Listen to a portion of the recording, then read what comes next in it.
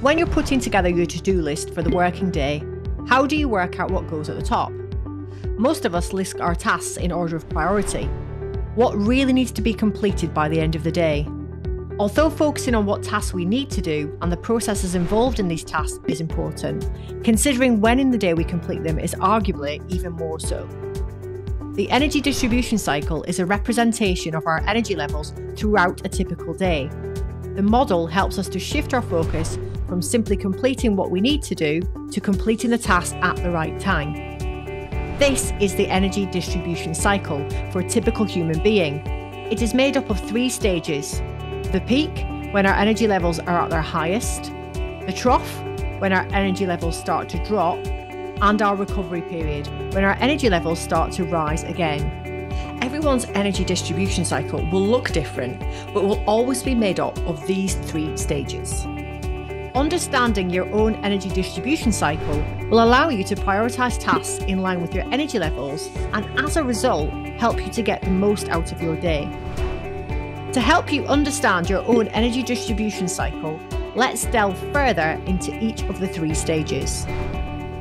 The peak stage generally occurs between 8 AM and 12 PM, and as the name suggests, it's where our energy levels peak to their highest level.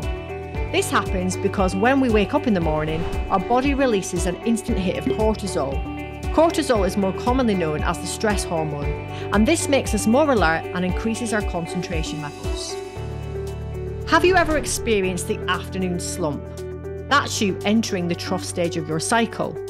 Roughly between the hours of 12 PM and 3 PM, the levels of cortisol in our system reduce, making our energy levels drop.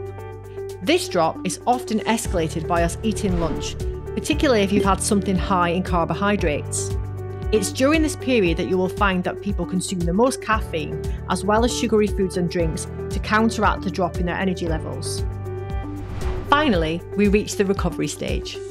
This stage generally happens between 3 PM and 6 PM, and is where we experience a slight increase in our energy levels.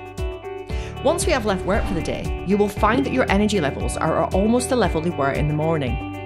This is why a lot of people say they are more productive at night, because our body releases another hit of cortisol in an evening. The recovery period is a great time to think. As our energy levels are increasing, we can start looking at what's ahead, planning what we need to do, reflecting on what we can do better, being creative and coming up with new ideas. The energy distribution cycle helps us to understand how our energy levels rise and fall throughout the day.